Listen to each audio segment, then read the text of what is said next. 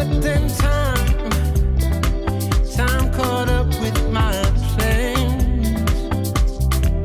And when the day broke, it exposed me for the fool that I really am. But you said, let me lead you, let me take you by the hand, yeah. So I can feed you from a good and precious land.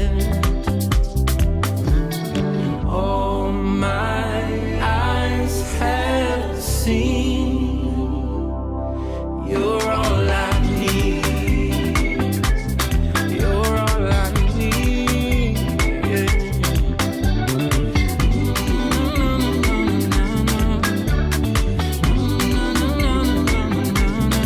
So now I'm learning to walk in your steps. And through the valley of confusion, I've been losing my apprehension with death. But you said, let me lead you, let me take you by the hand. So I can feed you from a good and precious land. Now I owe it all to you, giving my heart to you, freedom becoming true. Nobody else like you, do what you promised to. And I'm so grateful for your love. And all my eyes have seen the wonders of your mystery received. I've tasted what it means. Now nothing else is good enough for me. You're all I need. You're all I need. You're all I need. You're all I need. Oh, I need you. Yeah, I need you. Oh, I need you now. Now I owe it all to you, giving my heart to you, freedom becoming true. Nobody else like you, do what you promised to, and I'm so grateful for you. I'm so grateful for your love. I'm so grateful. I'm so grateful. I need you in my life.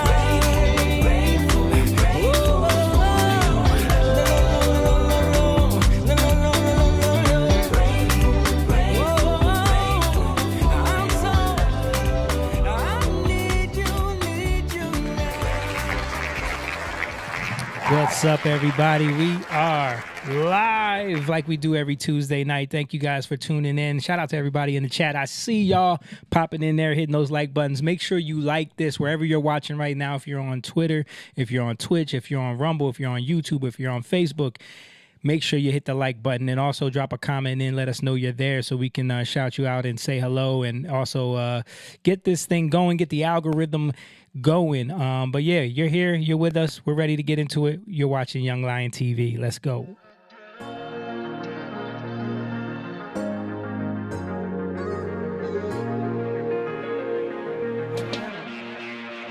Young lion, everywhere I look, they're dying. Everywhere I look, they're dying. Young lion, everywhere I look, they're dying. Everywhere I look, they're dying. Young lion, won't you get up and start fighting? Everywhere I look, they're hiding. Young lion.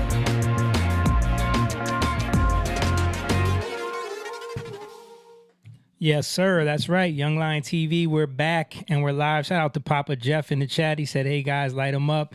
My mom, who is not here right now, she's not feeling well. She said, hey, guys, what's up, Mom? We love you. Praying for you. Hoping you feel better.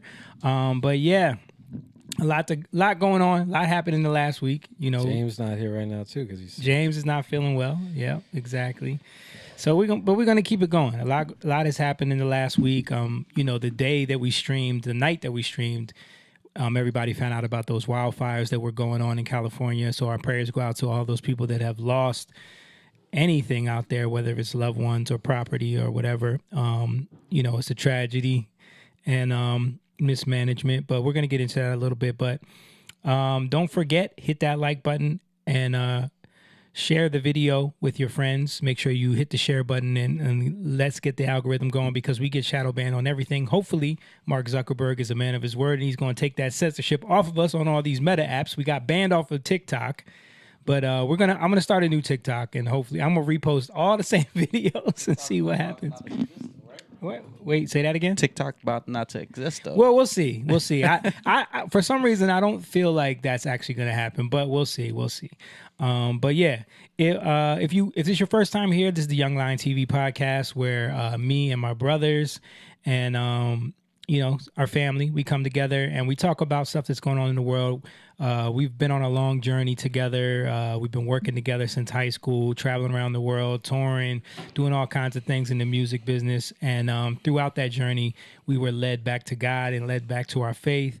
And we have a different perspective on things. We see a lot of the mistakes and a lot of things that we stumbled over as younger men, and a lot of the things that we weren't aware of, that we didn't have older men to guide us with. So we started having these conversations and showing them on a live stream just to kind of change culture in a way and show younger men that, the life that we're kind of led into as young men in this country, especially, but around the world as well, is not always the most productive life. And we wanted to focus more on like being fathers, being husbands, being a righteous, upright individual, and all through our faith in Jesus Christ. So if that's something that you want to get behind and want to support, head on over to our Patreon, which is patreon.com/youngliontv, where you can become a member. And we have different tiers there on whatever you feel like, you can afford. You can sign up and become a member over there and just support what we do. Help us keep the lights on here, keep the electric bill down, because it'd be astronomical. And, shout out to our Lion King Patreon supporters like Papa Jeff. I see you over there. And my mom as well. But the Patreon's there. And also we have the website, jatan.com. If you want to go over there and get the merch, you can get the Grateful hoodies, the Young Lion hats. There's a bunch of merch over there that you can get and support in that way as well. We don't make a lot of money off the merch. It's just there to kind of, when you rock the Grateful shirt, it's more of a mentality changer when you're out in the world. And, sometimes people are stressed or they're going through their day and they see you walking by and they see you. Just that word grateful can change someone's perspective and flip the way they see things. Has that ever happened to you? It's happened, definitely. I told the story, though. I have had, like, older white men come up to me and be like, "Are you a deadhead?" Like, they think it's Grateful Dead. But, no, but it has happened. And definitely the Young Lion. People always ask me about that. Like, what's Young Lion? What is that? And I send them to the link tree, of course. But, get the merch there. And also I have an announcement for the show. I told you guys before that we were releasing an album, which is it's called The Art of Breaking Through Shadows. And we just got the new CDs and the new vinyl. Yeah, we just got the vinyl in. And we're excited. We're going to be doing some giveaways at the show on January 25th at the City Winery in Philadelphia. We're doing a whole album release show where if you get a ticket to the show, you're going to get a free digital package of the album with exclusive, like, behind-the-scenes content, all the digital assets as far as the artwork and stuff that goes into the CD. It will be in the package, but we're also going to have videos of, like, behind-the-scenes stuff and us making the album and little different stuff for the people that come to the show and support for that day. But we will be giving away some merch, which you can get the vinyl, and we also have the actual CD. When I got these in the mail, my daughter was like, "Who even uses these anymore?" Do you even know what a CD is? And I was like, "You're right." But we got them because there's something about having a CD. Do you have a CD player to play that up? I don't even know if I have a CD player. Because I don't. I don't even... The computers don't even have them now to, like, put it on It's more of a momentum, and also it's like you got the booklet in here. Yeah, It's got all the words on it. yeah, So Dude, I remember. that's what's cool. yeah. Do you So remember? if you look at hold on, let me just show this real quick. So the booklet is cool. I don't know if you guys can see this because we have it. Actually, the artwork of the album is like a book. It's like you're picking up a book of scripture, and all of the scripture inside is the lyrics to the songs, and it looks very book-like, and the lyrics read like a book. Simone had a great time putting that together, Yeah, it was fun. he got a little emotional putting that together. But yeah, we're very proud of it, and we're excited for the people that people have been hitting me up saying they already got their tickets. So make sure you get your tickets before they run out. Again, January 25th, City Winery, Philadelphia. It's going to be a Saturday night. And we're going to be doing brand new stuff. We're also going to be doing some of the classics. We're pretty much doing the album and, having a good time. So without further ado, let me introduce the other voices you've been hearing over on the other screen. I got, of course, the coolest Asian in the gang. He's rocking the Grateful hat. I'm not a deadhead. He's my brother, man. Knowing this guy, me and him go way back, like all the way back to Chicken Littles at KFC, baby. But he's my boy. The claps ain't working today because we have some kind of digital error going on. But Mr. Simone Chang, I'm gonna press it over there. Yeah. What is up? I updated the Stream Deck software, and then all of a sudden it's glitchy. And then, of course, he's my big brother, but he's everybody's big brother. If you know him, you know that, and you love him. He's the preacher, the teacher, the people reacher. Mr. Jacob Eugene Evans III is here with me. And then I got a special guest, a special shout out to our producer this evening because my mom is sick. So, when I can't use my mom, I got to use my daughter. My daughter is in there. Put the camera on you. She is filling in for my mother, and she is Miss Elise Evans, and we love her. Filling in. So that means we got to end a little early. Yeah, we got to end a little early because she got school in the morning, and she's like, no, don't. I could just stay home tomorrow. It's no big deal. But yeah, no. So I hope everybody gets a chance to come out to the show, and it's gonna be a good time. Who are you? Oh, me. Yeah, I am the navigator of these waters. Like I say every week, I try to keep everything running smooth over here with the content, and of course, everybody's cousin, friend, family member, some celebrity that you've seen on TV that's light skinned with a beard. I look like them to everyone, and my name is Jamie Evans. Even to me. No, yeah. They look like fake yous to me. They look like fake me. Yeah, I think you hit me up the other day like, yo, you see the dude on The Love is Blind? Yeah. He look like a fake Jamie. He really does, though. Yeah. Yo, can I see that CD, bro? I was trying to make a point. Do y'all remember there was like a transition time where they went from the streaming, kind of like the MP3 type of thing, where I'm like, how is that gonna work? You know what I mean? Like I couldn't wrap my brain around not having a physical copy, physical booklet that, because you grew up with this. You know what I mean? Having a booklet that you can read and touch. But I think that again with the music industry, that's where they fell behind because they thought people were never gonna want to give up their physical copies of things. Like I think that's why like vinyl still has made a reemergence because there's more of like a keepsake to it.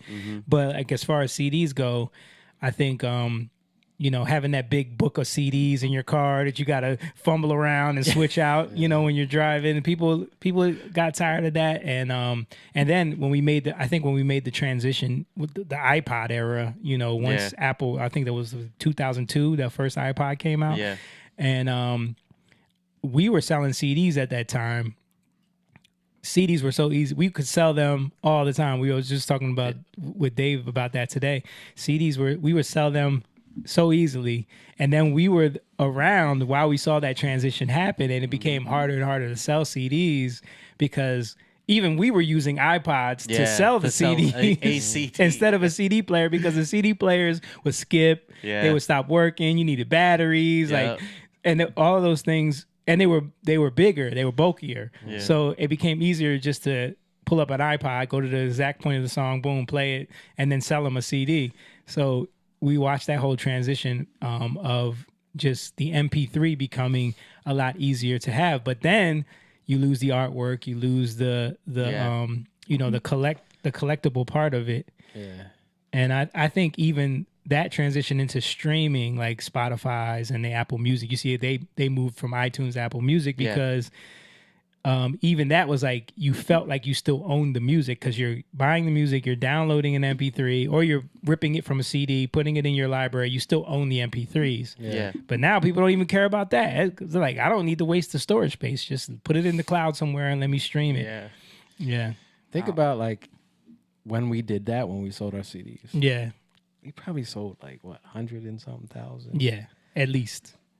We stopped keeping track after a year. You know what I mean? Because we did it for how many years? Just like 5-6 years?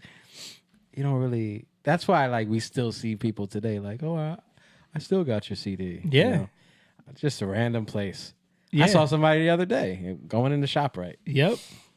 Look, somebody just sent me this. Hold on Messenger. See if I can find it real quick. Somebody just sent me a picture of It's Been a Long Time, and I think Love Changes Things. The actual physical CDs. Wow. I was in my Messenger somewhere, but I can't find it. We became a local meme, right? We are a local meme. Who was the one that sent it to us? That said, I don't remember. If you don't know who you ain't old enough if you don't know who these guys are. Yeah. And then there was another person who was like, you ain't grew up in South Jersey if you don't know who these guys are. Because we used to be in the malls. We were selling hitting CDs. everybody. You could not escape us. No. If you was in South Jersey, you could not escape us. We was gonna make you buy at least one of our CDs, if not all of them. Yeah, but excited for the album. You know, it's gonna be a fun show. Somebody up there playing piano. But yeah, guys, hit the like button, share the video. Shout out to Gina. She said she hopes mom feels better. Abuela says she loves you, Lisi. Gina, we haven't seen you in a while. I know. Where you been at? Hope you come to the show. I think she moved to like Maryland or something like that. Really? Yeah. Okay. All right. Well, let's get into. Yeah, somebody up there playing piano. Destroying it too. The piano's out of tune. All right, let's get into some of this stuff. So first I want to get to, Joe Rogan had Zuckerberg on, and he kind of was letting the cat out the bag a little bit about the Biden administration. It seems like he's trying to make this arc happen where he wants people to believe that he's like this changed man or something, or seen the light. I don't know if I fully trust this. It could be very opportunistic as well. Yeah. But let's just play this clip from him on Rogan and some of the things that he was saying that was very telling. They pushed us super hard to take down things that were true, right? I mean, they basically pushed us and said, you know, anything that says that vaccines might have side effects, you basically need to take down. And I was just like, well, we're not going to do that. Like, we're clearly not going to do that. I mean, that is kind of inarguably true. Who is they? Who's telling you to take down things that it was that talk people. about vaccine side effects? It was people in the Biden administration. I think these people from the Biden administration would call up our team and like scream at them and curse, and it's like, yeah. So now he's calling them out. Instead of blatant, like before he was dancing around. Yeah. I don't know if we talked about this like personally somewhere. We there, did. like, We did talk about it I think it was ourselves. I think during Christmas we were having that conversation where he was kind of alluding to things before. Mm-hmm. Now he's like, all right, this is what they did. Yeah. And I think he feels safe now because the Trump administration is about to come in. So now he's like, oh, I can say all this and get on Trump's good side. Yeah. You know, he brings in Dana White as on the board of Meta now.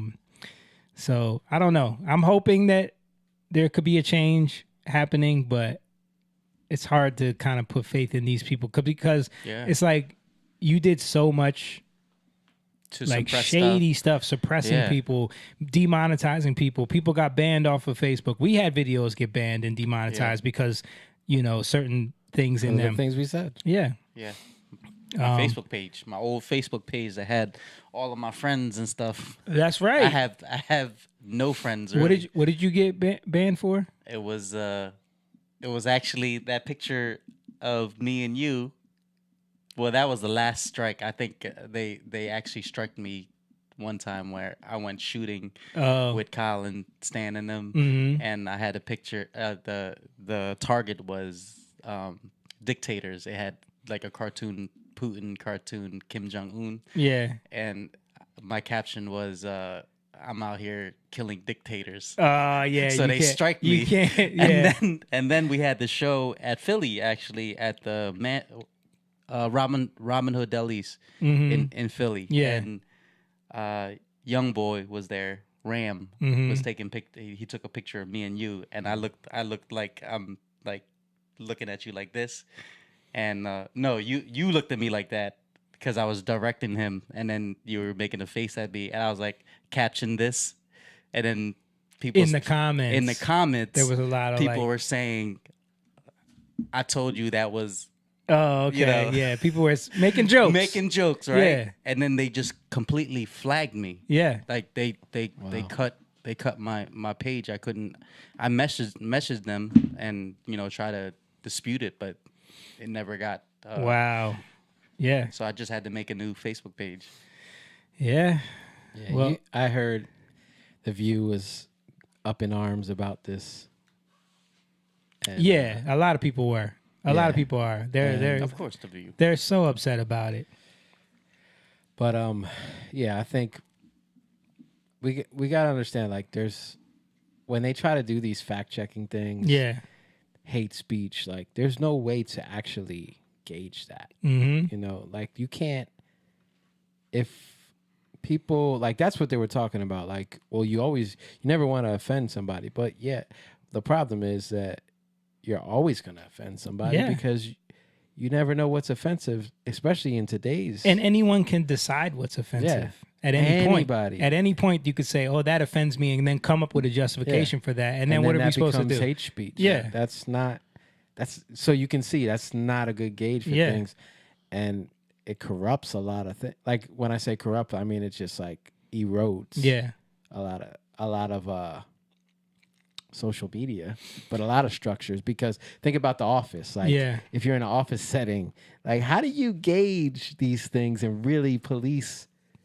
It's gonna be crazy. Yeah. So it just corrodes stuff. And not only that, there was very blatant like overreach by people like Facebook and Twitter at the time before Elon had it, when it came to like the Hunter Biden laptop story. Oh yeah, and then remember when the whistleblower thing, when they were hiding the name of the whistleblower, no one was allowed to say it or post it. Yeah. Your account would be immediately banned. They were deleting private messages if people put the person's name in it, who was the whistleblower for the Ukraine phone call thing, right? They got Trump impeached and all of that. Yeah. So Zuckerberg was working with the FBI. Didn't he give them like a backdoor portal to like go and do censorious things? So, you know, it's just convenient now to see him like acting like, oh, we're victims of this. You know, I mean, in a sense, he might have been scared, or you know, because I can see the government could threaten to put these kind of regulations on you. Because remember, he did sit in front of Congress when they were threatening to regulate Facebook. Yeah. So I could see that. Let's play another clip of him talking. These people from the Biden administration would call up our team and like scream at them and curse. And it's like these documents it's all kind of out there. Oh, did you record any of those phone calls? I don't think we, but I think, I want to listen. I mean, there are emails, the emails are published. It's all kind of out there. And they're like, and basically it just got to this point where we were like, no, we're not gonna take down things that are true. That's ridiculous. They want us to take down this meme of Leonardo DiCaprio looking at a TV talking about how 10 years from now or something, you're going to see an ad that says, okay, if you took a COVID vaccine, you're eligible for, for this kind of payment. Like, have you guys seen that meme? No. It's like, the commercials they come on late night. Like, have you taken such and such? You may be eligible for a class action lawsuit. So there's a meme of Leo DiCaprio. That meme where he's pointing like this. Oh, yeah. And he's pointing at the TV, and the TV saying, like, if you took the COVID vaccine, you might be eligible for, in 10 years from now. So that's what he's talking about. This sort of like class action lawsuit type meme. And they're like, no, you have to take that down. We just said no. We're not going to take down humor and satire. We're not. But they took down your page for humor and satire. That I had nothing to do with. It was in the comments. It was in the comments. And I think that's why our TikTok got taken down, because I was talking to Carter about this earlier, because I was like, yo, they banned our TikTok, and we were talking about the last few posts. The one post was about the turkeys on Thanksgiving, and there was another one where I posted Morning Joe talking to Al Sharpton about blaming Latinos for the election. Yeah. That video got like 200,000 views, and there was a lot of fighting in the comments, and there was a lot of like racist stuff happening in the comments. So he was saying probably somebody like reported those comments, which made them ban the page. But how can you get banned for other people's comments? Yeah. That's ridiculous. They do it. Doesn't make sense. It's ridiculous, like Zuck's hair right now. People like his hair better like this. It's better. To me, it's better than it was. Yeah. But it does feel like he's trying, right?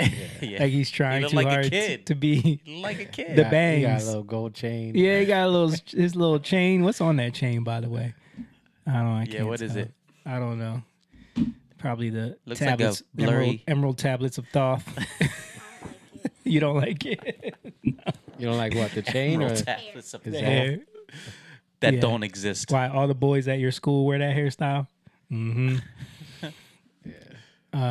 They all got this, dude. The shaggy. That's a meme. The shaggy look. They Yeah. all got the same. Know hair. it. Know it. Whoa. Everybody, are we back? Are we good? We're a little blue. Let me fix the lighting. We just had a power surge here. There we go. We're back. All right, one more clip from this was funny because Joe kind of said something to Zuckerberg, kind of calling him out. He didn't like blatantly get in his face about it because Zuckerberg is trying to be like have a cordial conversation with him. I think if he would have been like combative, Joe would have called him out, but he did say something right here that was funny. He was talking about people in general, but just watch it. And now I'm supposed to believe you're one of the good guys. You're one of the straight shooters now. Yeah. So he was talking about like how all these people that spent all this time censoring the truth, talking about ivermectin, censoring things that could have really helped people, like blatantly doing the work of the corrupt government, Anthony Fauci, all these people, and now you've had a change of heart because Trump is elected, and now I'm supposed to believe you're one of the good guys. Yeah. And he said that, and the way he laughed at him and left that silence, and then that look from Zuckerberg, where was it? It says it all. Right there. He's like, well, yeah. Yeah. Because you probably could have saved, if he didn't censor things, he probably could have saved a lot of lives. I think so. You know? I think so. I think if Fauci wasn't obsessed with remdesivir, pushing that, I think a lot of people that I know would still be alive. Yeah. You know? And that, I actually watched some of that some clips from the Mel Gibson thing. He talked about that actually. Yeah. His and I'm interview. going to play a little bit of that after the Wes Huff thing, because Mel, it's funny how like he did the West Huff interview. Then Mel Gibson was like right after, and there was a lot of Christian talk in both of them. Yeah. Talk talked about the about the Shroud of Pope. Turin. Talk about the Pope. Pope doing weird stuff. Yeah. He talked about the Passion of the Christ. He's doing a new movie for that. He's been working on it, which is going to be about the resurrection. But the way he explained how he's going to approach it is interesting.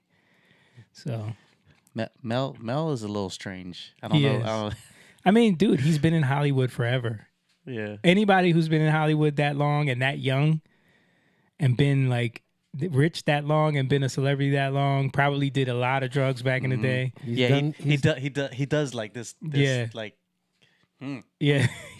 Yeah. so this like twitching thing. I'm like He's done some of your favorite movies. I love Braveheart. I think he's probably your favorite director yeah, he is. because Braveheart, Patriot, Apocalypto, Yeah. Passion of the Christ. Yeah.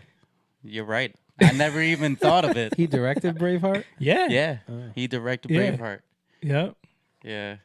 Great movies, man. Yep. Classic. I love those movies too. I can watch all of those movies like all the time. If it's Yeah. on, my Yeah. eyes are like pinned to the screen. And it was interesting, like when he was talking about Apocalypto and Passion of the Christ, he was talking about like wanting to do movies purposely with subtitles because it makes you pay attention more. Yeah. It makes you focus, and it actually also makes you envelopes you into that world a little bit more because now you feel like you're really there because they're not speaking. Like he was talking about those foreign movies that have a British accent. Yeah. You know what I mean? Like, how they always do, like on 300, they're supposed to be. They're supposed to be Spartans, and then And then Scottish accent. I like putting the captions on even when they're talking English sometimes because it's hard to understand everything they say. So, Yeah. I don't know. I like that. I feel like true. you feel it more. Like like if you watch them, they have a lot of foreign movies actually on like Netflix, and the English dub is not. I hate it. It's not the same. Yeah. It Oh really my is not the gosh, same. I it's would annoying. rather, or the Japanese movie, I would rather Squid Games. I would rather read it Yeah. than it's feel like you get the feeling of what the movie is trying to Yeah. Yeah, I will say just like when I'm watching sometimes Spanish stuff, Yeah. like dude, even the overdubbing or like the I'd say more the captions. They're always It's not messed accurate. up. It's Yeah. not accurate. Like sometimes it's not what they said whatsoever. Like That's they funny. didn't say that. All right, so you were talking about reaction. I got one to show you guys from Brian Stelter. He's back Oh boy. and he's mad at Zuck. Meta has a lot of business before the U.S. government, and I think that's ultimately what this is all about. Yeah, and he's complaining about the Biden administration, yelling at them to say, get some of this COVID misinformation off their platforms. I mean, isn't that's sort of COVID what the White House should misinformation. be doing, right? Meta has a lot of business. He literally said right there stuff that was true that they wanted us to take down. Yeah. This misinformation term, I'm so tired of I'm it. so done. So tired of it. Disinformation and misinformation. They were the ones that were spreading the misinformation and disinformation, telling us, oh, if you get the vaccine, you won't get sick. Yep. It's 100% effective. All these things. Mass work. Yeah, mass work, all of that. I think like once people start to see the truth, like for us, we see what they're doing right away, like because we've been seeing it for a while. And I'm not trying to be like prideful. Oh, we see Yeah. it. No, I'm just saying like when you're paying attention to and you're focusing on like what's really going on. Yeah. Or even like what's the purpose? What do we need to be focused on? Then you see what they're trying to do a lot of times, right? But when it's funny when people start to like wake up to what they've been doing, you can't unsee it anymore, right? So now you start to get pick up all these little cues, like what he just did right there. Yep. Like he just threw in the misinformation that then just he's trying to taint everything, Yeah. right? Saying like, well, why wouldn't we want to take down misinformation? Yeah. And only that's the a people, conspiracy theory. Yeah. only the people who are still watching CNN or any of these, they're the only ones that are going to fall for it. Yeah. Because they're locked in Yeah. to like And they have, like you were talking about last week, confirmation bias. Right. I want to hear the things that validate the way I feel about Trump and the way I feel about the Republicans and the way I feel about conservatives. So just give me the thing that make me feel okay with it, where it's like, yeah, why wouldn't we take down misinformation? Those people are idiots. But the moment you start like questioning things, like, wait a minute, we were just going along with this stuff. Well, whatever. And what you're seeing, how much stuff has happened with the vaccines, and you know, dude, so many people are getting sick. Yeah, with all this stuff that's coming out. Right? Yeah, I know, and it's a lot of young people too. Yeah, and like, I haven't gotten sick. Yeah, I don't know. Just saying, ain't nobody in my family's getting sick. Yeah, but I'm not. Me either. Again, what do you mean by sick though? My wife works in a school. I'm saying, like, what do you mean? What do you mean? What do I mean by sick? I mean, I haven't gotten sick. I haven't gotten, like, if I do feel sick, I'll take some tea or some, and I'll be over it. But I'm talking about, like, I haven't gotten sick, like sick. My nose is running. I'm like, you know, chills, fever, like, it hasn't happened. I've noticed a lot of people getting COVID that were vaccinated. Yeah, or getting other things. Yeah, but I'm saying, like, even just getting COVID. Yeah. Like, I thought COVID was pretty much gone at this point. Yeah, I'm like, wait, now? Yeah. They're still getting COVID? Yeah, it's interesting. All right, I want to show. We talked about Trump making that statement about Greenland last week and how everybody was going crazy and mad about it. I just wanted to show this video. This is someone on the ground in Greenland. I'm here in Greenland. This kid's got a MAGA hat on. What's your message to Donald Trump? Fight Greenland. Fight Greenland. Fight Greenland. Fight Greenland. No more Danish. No more Danish. We don't like Danish people. Yo, why they look real Asian, bro? They do look mad Asian. Why they look real Asian? They look like they Chinese. They're like the Eskimo. Eskimos. Eskimo is a derogatory term nowadays, buddy. Are they what do you Eskimo? have to call them? Inuits or something? What's the word? You can't call them Native Eskimos? North Americans? I don't know. North. Yeah. Is that what people in Greenland look like? Dude, I guess. I thought they were like Nordic type. Some probably. I think these are more the indigenous people. Indigenous people are always more based. Yeah. The Nordic people probably love the Danish rule that they're under. Now, but they are actually trying to get their independence. And I saw Danish leaders talking about, like, we're willing to talk to Trump and find out, like, how we can work together. You know, they're tired of being run by Denmark. So it's actually interesting, like, that whole conversation. People forget about, like, the Louisiana Purchase. They forget about the fact that Alaska, Hawaii, we acquired those places. Yeah. You know? Yeah. California. And Texas. if it makes sense for us militarily and economically, why not even have that conversation? Yeah. You know? Yeah, it's interesting. I saw somebody break it down, actually. It literally makes sense. Yeah. Because, you know, there's a lot of things that we don't know. You know, Russian submarines. There's and stuff ships like out that. there. There's ships. Yeah. If we have a base there. Yep. You know, it's better for us. It is better for us. And they don't have a military like that. Like, aren't we the ones that protect them? Yes. Greenland? Yeah. Yeah, and Canada too. Denmark can't do it. I wanted to show you guys this as well. Did you guys hear about this? The House passed the Protection of Women and Girls in Sports Act. Now, this is what I'm talking about. Bills that are what they say they are. It was a bill that was about... It was what it said it was. Yeah. Where does that come from? Sports, yeah. Right? This is about not having males playing in female sports, especially in high school and college, right? So the bill passed. Lacey gave a thumbs up. Yeah, I don't want, like, honestly, like, she gave a thumbs up, but it would break my heart if, you know, something were to happen to, if she wanted to play sports or something like that, she had to wrestle a boy. Yeah, did you hear about that girl, the volleyball thing? Yeah, she got, like, permanent damage from that. Yeah. But this is the thing. and people are pointing this out, 206 Democrats voted against it. All for politics, man. All because of you can never vote along with the other party, you know? Wow. It's crazy. Only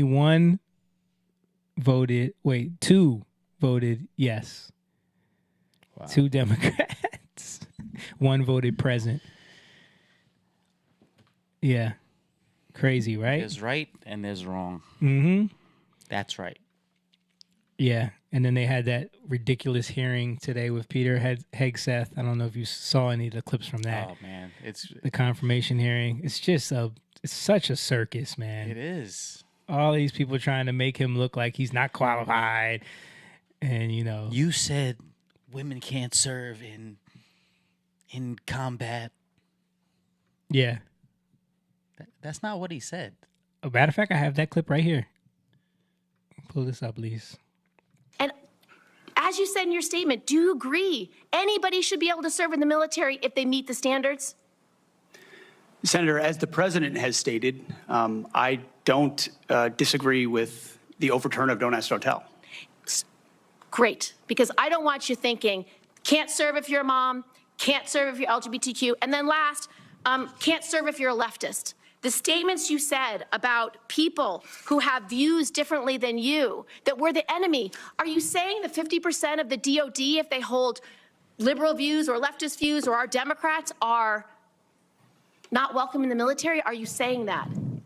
Senator, I volunteered to deploy to Afghanistan under Democrat President Barack Obama. I also volunteered to guard the inauguration of Joe Biden, but was denied the opportunity to serve because I was identified as an extremist by my own unit for a Christian tattoo. Boom. Dude was getting them. But yeah, she went on to keep berating him about women serving. And he said he was talking about the fact that they have lower standards in the military for women. And less push-ups, less pull-ups. And she tried to tell him that wasn't true. And so people were posting this, the ACFT scoring scale. The ACFT is scored using different requirements based on gender and age. You can download the thing to get the full thing. But yeah, it says it right there on the website that they have a different standard for women based off of gender and age. Yeah. Dude, and it's the same thing in, because, you know, we have friends in like policing and things like that. Yeah. And I've heard them say, I'm not going to say any names, but I know I've heard them say it too. If they know that a woman is going to come and, you know, be their backup, they need to be ready mentally. Right. You know, if something were to happen. And they lowered the standards for that too. Yep. Just to get more women in the police force. Yeah. And I want to play this clip of, there was a funny moment where Elizabeth Warren was trying to get him. I'm going to see if I can find it. I had it. Oh, I saw that clip. You saw it? I think I got it right here. The I'm not a general. Yeah, yeah. Here it is. Okay. Quite sure that every general who serves should not go directly into the defense industry for 10 years. You're not willing to make that same pledge? I'm not a general, Senator. She said she felt dumb. Oh, that was funny, bro. That was funny. Yeah. So I know. So yeah, that hearing went on. They tried to demonize him as much as they could, but he's gonna get confirmed, I believe. They try so hard to. It's such a, like you said, a circus. Yeah. All right, let's get into this next story. They got people losing their minds over the last week. There was the funeral for Jimmy Carter. Jimmy Carter, yeah. And of course, this is the moment that set leftists ablaze with their outrage and tears right here. Pull this up, please. Carter. President Obama there, elected in 2008, served 2 terms, and then yielded there to President Donald Trump. Carter. So that right there That right there made their heads freaking explode, bro. Because he laughed. Because he's sitting there talking to Trump, having a conversation, and laughing. The funny thing is that people posted the pan out clip, which is even funnier because watch Kamala as she looks back and sees them talking and her reaction. Look, watch. Look, big deep breath. Look, she came in to sit still. She's like, I'm gonna read this. Can't believe this. Look, they're having a full-on conversation, bro. People have tried to like lip read this thing, but yeah, they did a bad lip reading. Yeah. I think she feels slighted. She has to. She has to. Yeah, I think like they kind of threw her to the wolves, and now she feels like she threw herself. I mean, it was a whole disaster because they slighted Biden, and then they slighted her. Yeah, you know, but they slight everybody. That's what happens. Y'all ain't vote for nobody in the last 3 elections. Yeah. So I'm going to play this audio. Don't pull this one up, Lise, because we'll get copyrighted. But this is Charlemagne on the Breakfast Club talking about his reaction to that. Obama and Trump. Trump. Yeah. I just think politics is all WWE. And, meanwhile, we out here, cutting off family and friends and business relationships because of who somebody chose to vote for. Like, stop running to kick that football, man. Cut it out. Politics is all WWE. It's really just that simple for me. They really could have been talking about the NFL. They could have been talking about anything. Yeah, but after you went so hard, calling somebody a threat to democracy and calling somebody a fascist, and now you just, chummy with the man. You told us he was a threat to democracy. To me, that's just just terrible political optics. It's WWE because they sit next to each other. They could have said anything. Yeah, so that's basically the gist of it. He went on his rant about that. I mean, I think it is true in terms of like Obama. Like to me, it looks bad the way he like went in. Yeah, because Trump never did that. Right.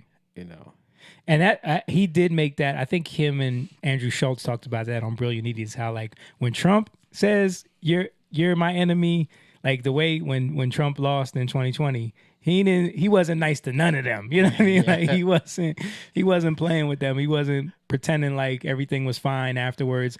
And they'll go on these long rants about him being the worst thing ever, the threat to democracy. He's Hitler. This is a Nazi rally. And then after that, you invite him to the Joe Biden sits down with him for a peaceful transition. He invites him to the White House. They sit down together with the wives. And then it makes it seem like all of that was fake. All of that was just aggrandizing. Same thing with Kamala, the way people were mad at the way she confirmed him so easily. Here's the women from The View mad about it. This is a small clip of them. I am very curious about what Donald Trump could have possibly said to make President Obama smile. I don't know if it was that was dumb smile, or if it was something that was he was truly engaged by it. So you see that smile? See that smile? So I'm reading shady stuff into it, but I was. Of course, you're reading shady into it. Obama, best actor. You don't read shady stuff in your husband, right? Listen to what My Husband So Stupid said. Somebody give Barack Obama Best Actor Oscar right now. The guy is classy and he's going to, and they're at a funeral, right? The funny thing is, like, when you watch the panned out clip, Obama's the one actually engaging him in the conversation. So, these people are very upset. Here's Don Lemon. He's very mad about this. So when you see something like what happened yesterday, people have a right to be concerned because they go, well, if they're going to do that there publicly, what happened? What are they going to do? By the way, let me just point out that Don Lemon is not on MSNBC giving his take. This is his home podcast because he keeps getting fired from everywhere and he really has no audience anymore. So he's just giving his take on a Morning Joe clip. Say and do behind closed doors. If they're going to acquiesce seemingly like that publicly, then what does that mean in the broader sense of the structure, the fabric of our society? You have to indicate to the American people that this is not normal. What's not normal? That's kikiing and skinning and grinning Man, with someone who has those that much you of a called pause? the fascist over Yeah, the last what? couple of years and the last month. He does that multiple times. Watch. That's not normal. Okay. Folks are tired of the behavior being normalized. Civility does not mean befriending people or foregoing your morals and your principles and your character. If someone disrespects my loved one, I don't have to smile in their fucking face. Wow. And they're going to know it. If Ted Cruz can't stand up for his... This is the thing. Don Lemon, people like the women on The View, they have drank the Kool-Aid so much that they truly, truly believe that Trump is what, Obama, what Biden, what these Republicans say about him. I mean, these Democrats say about him. They've truly bought into that. They truly, really believe that he is a villain to that extreme level. And we know people that believe that as well. Mm-hmm. So when they see that happening, it really does upset them because they're like, they think they have to try to rationalize it in some kind of way. Like the View ladies are saying, oh, that's him being shady. That's him, thinking that that's him acting, and Trump said something stupid.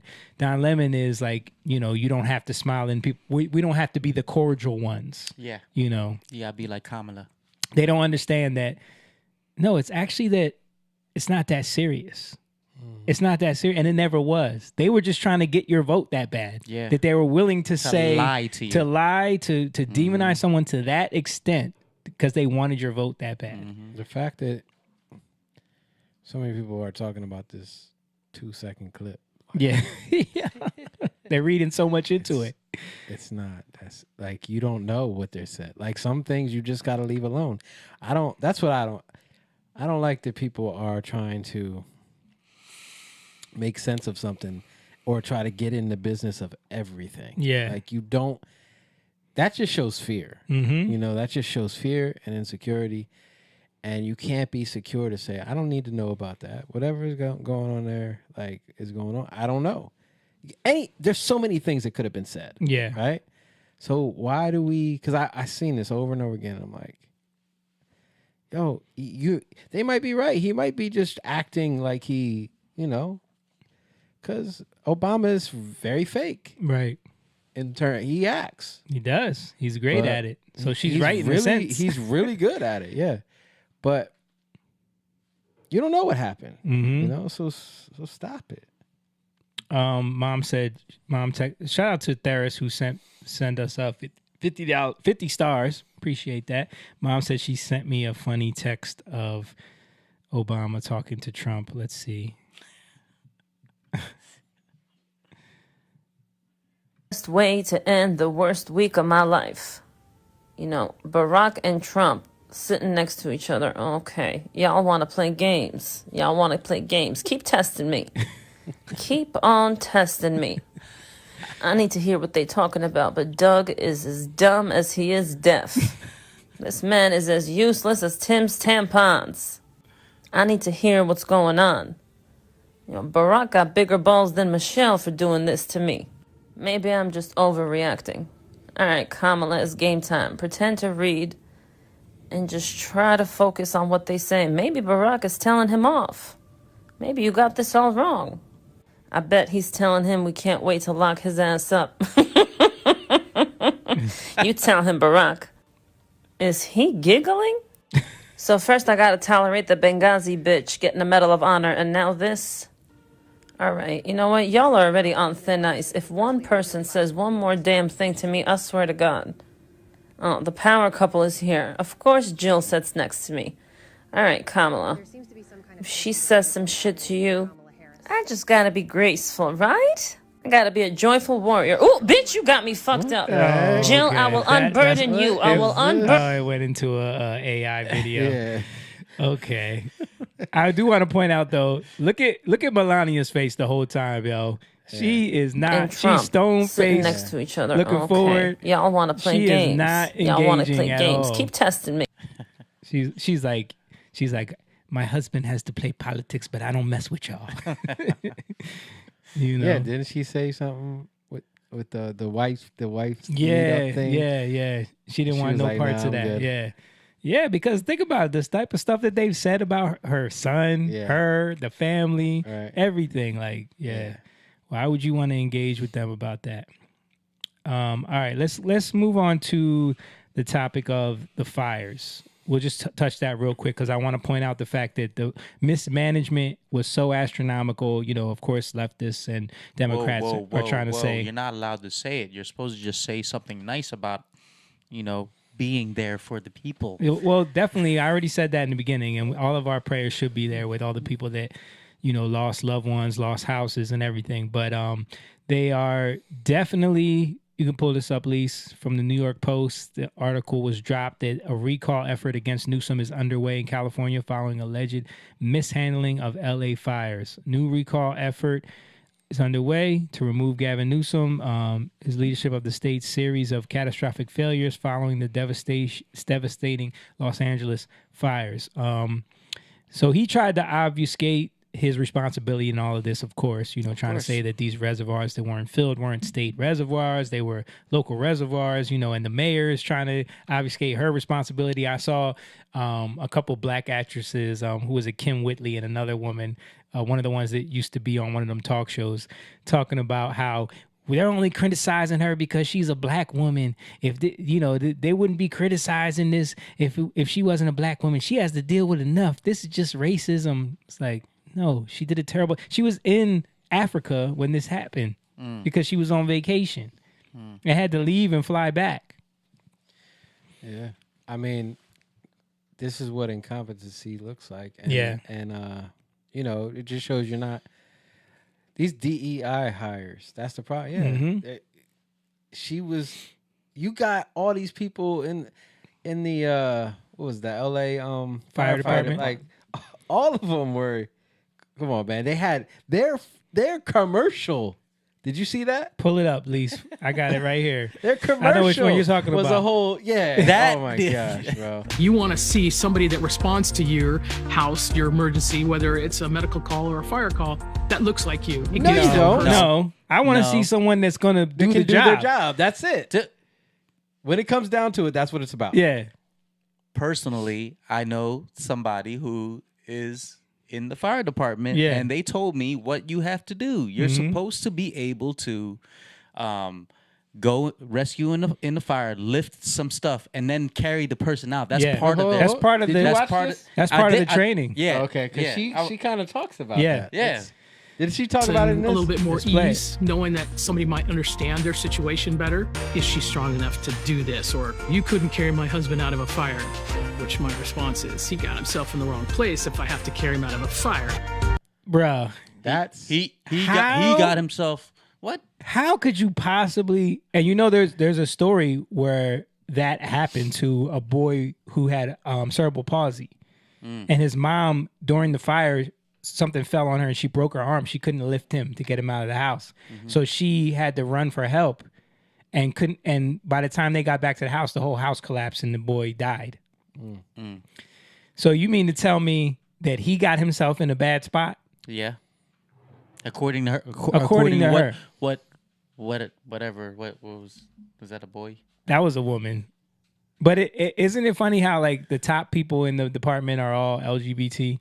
They're all lesbians. Yeah, I think everybody in that commercial. Yeah, and that's the issue. You're focusing on the wrong things. Yeah, because you're trying to be virtuous in the wrong way. Mm-hmm. It was the same thing with the Hegseth thing.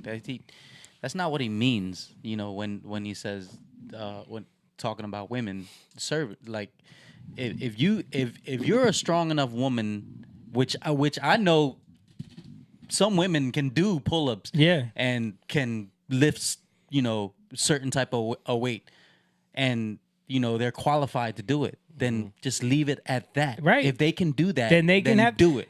I think that's part of the fire academy training is that you have to do these missions where you go in and you pull the rope and you pull a body. You have to carry a body out, and simulating a fire. Right. You know what I mean? Like, But when if you can't do that, then you can't be a fireman. That should be baseline prerequisite. Yeah. As far as I'm concerned, nobody cares about if they look like me or not. I don't care if this house on fire and my children are at stake and I'm at stake. I don't give a damn what they look like as long as they show up and I'm like, okay, that person can lift two of us out of here. Yeah. You know what I mean? Yep. If they have to. Yeah. When it becomes about something else that doesn't have to do with your job. The task. Yeah. Then we've dropped the ball. Mhm. And that's what's been happening with the military under Biden. That's what's happening under Newsom in California. Secret Service. All across the board. Because Yeah. another thing is when you see their salaries, Yeah. you know, that's another crazy thing. It's crazy. You know, and I think the one that was just on there makes like $750,000 a year. And that's not just Yeah. Yeah. What? Yes, dude. And that's not just there. Right. That's all over. Yep. And this is what's sad, you know. And you know, like if something's happening in the moment, you don't care about whose responsibility it is. Nope. If it's not getting done, it needs to get done. How do we get it done? Yeah. That's all that matters. Like if stuff is breaking down, then we need to figure out how to fix it right now. Yep. If stuff that should have been in play is not in play, is not in place, Mhm. right? Which should have been there. Yeah. It's not there, then we need to work it out. Like, why are they trying to pass the ball to this one and that one? Yeah. Like nobody wants to take. Because they're playing they're playing politics. politics. They're playing politics, Meanwhile, dude. they're saying, "Oh, MAGA wants to blame Democrats for this fire." They're not blaming them for the fire. They're blaming them for the fact that they weren't prepared for it. There was no plan. Yeah. But again, they've been like all the people who saw that commercial and Yeah. you weren't concerned about it back then. Whenever this commercial came out, they've been playing politics. Yeah. That's Yeah. politics right Yeah. there. That has nothing to do with saving anybody. It's all politics. But people in California voted to have a bunch of money put into the fire safety stuff that was never implemented. Mm-hmm. Like it was like $1 billion or something Yeah. like that. Trump talked about that. Yeah. I gave him opportunity to have all the water. Yeah. But he wanted, you know. And the funny thing is, Trump was on Joe Rogan. First, let me show this. Let me pull this up real quick, please. So Charlie Kirk posted this on X. So meet the people in charge of LA's fire response. All of them lesbians named Chris. All of them are named Kristen. Kristen Crowley, first LGBT fire chief. Salary $439,000 a year. Christine Kepner, first lesbian fire chief, salary $264,000 a year. And then Kristen Larson, first black lesbian equity bureau chief, LA Fire Department, salary $399,000 a year. So it wasn't $750, but maybe I was looking at it combined. That's good money, bro. Somebody put that up, but I think they put up the wrong thing. Okay. On one video, because I did see that. Yeah. But I think they put up the wrong. Dude, but that's good money. That's All of amazing them. money. All of them. That's good money. That's in the top For y'all not to do 0.0001%. California. But this is where we see like the basics of what's been happening in this country. Yeah. With this, you know, we talk politics, being polite, right? Nice. Nice being like the shadow of kind, and what is actually loving. Mhm. What is love? Well, it's loving to get done the things that need to be done so you can actually care for somebody instead of acting like you're caring for somebody, but you're dying. That's what happened with the vaccines. Mm-hmm. That's what happened. That's what's happening over there now, over in California. Yeah. That's what's been happening over and over again. And we've been seeing, we've been putting our trust in people that act like they care, but they don't care. Because if you cared, you would have seen what was going on. Yeah. Fauci did not care. Not at all. I mean, it's pretty obvious by now if you can't see that. Fauci didn't care. He cared about So- his money and his rep. That's all he Yeah. cared about. So a lot of these people we got to realize, like, we have to start taking responsibility as individuals. Mm-hmm. Like, yeah, they should have did more. But it didn't just get that way. Right. You know, it was people who kind of. Well, it's California. Regardless, wherever it is, you give up and you settle for things. So we like to just blame the government. Like, yeah, was it? You see what we're talking about with Biden's, what's it called? Biden's people who were coming at Facebook and probably coming at X, right? Yeah. And Yeah. you see that, but then you see people who step up, right? Mm-hmm. You saw how Elon's like, I'm gonna step up, right? That you don't have to have $1 billion or billions of dollars to step up. You can do it in your own small way, right? You can, like even us, we don't talk to that many people on here, but even when we're talking to people on a regular basis, like we're telling them the truth, we're speaking to them about the truth, we're confronting things because it matters.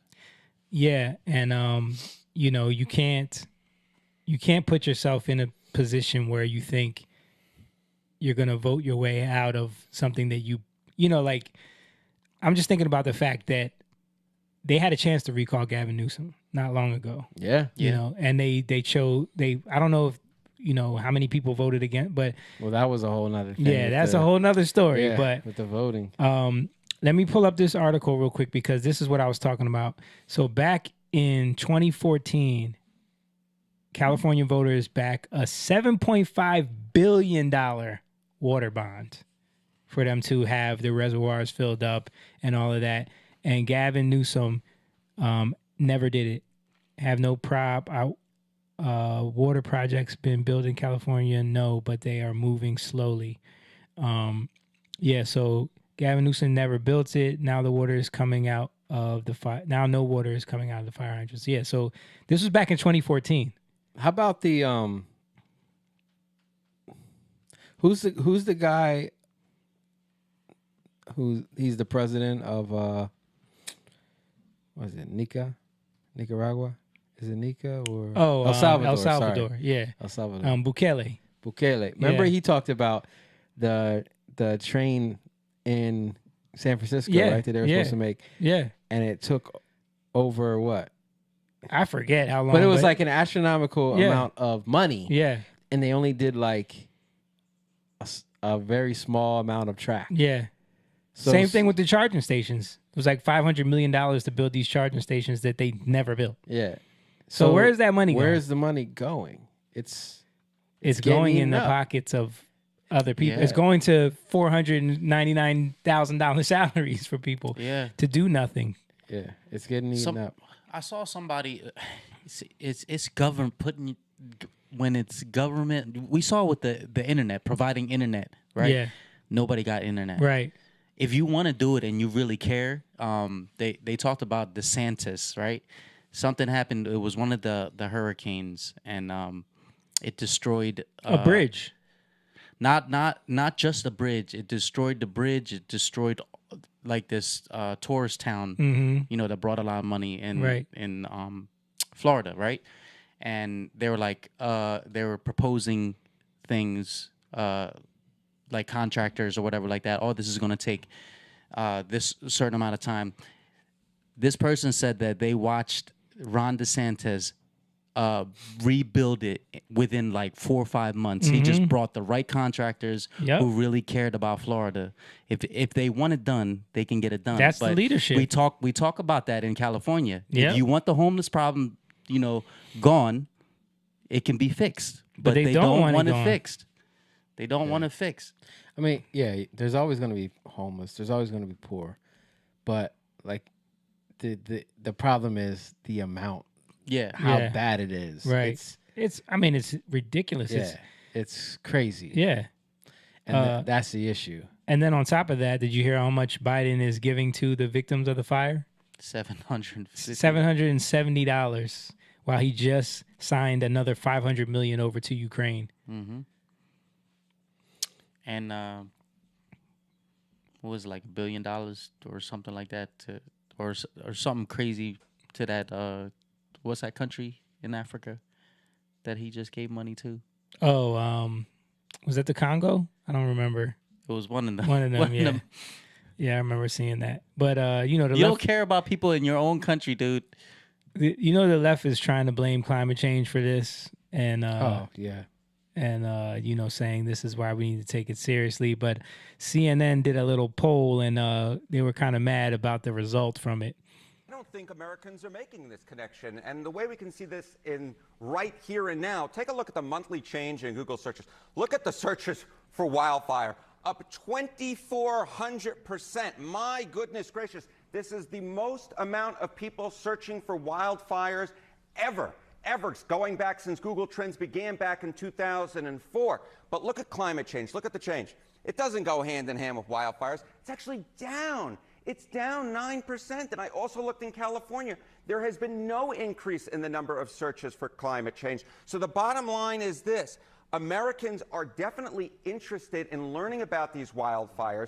They're interested in following the news about the wildfires, but they are not making that connection with climate change. That's the bottom line here. That's a really key metric you're looking at there, the connection. Overall, Americans being worried about climate I can't, change. yo. What have we seen It's over so time? fake. Bro, I can't, man. It's almost like a skit the way they lay it out. But the reason why people aren't worried about climate change is because, hold up, they're seeing stuff like this right in front of them. People getting arrested for starting these fires. Yep. There's mad videos on X of people getting caught lighting things on fire. Homeless people. And local people. Local people. trying to illegal immigrants. Yeah. Local people trying to stop them. Yes. Yes. Yeah, it's crazy. So you want to try to blame climate change? It's a ridiculous notion, man. The fact is, you know, Trump went on Joe Rogan, talked about how they don't clean the brush on the forest floors, which they laughed at and mocked him for, but it's true. And he turned out being right. He talked about the waterway that they're trying to save a little fish. A little tiny fish. It's called the smelt. They're trying to preserve the smelt, and they could be running that beautiful water to California. And they don't do it. It's crazy that happened.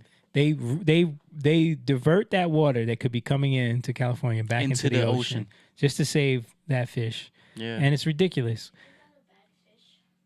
The smelt?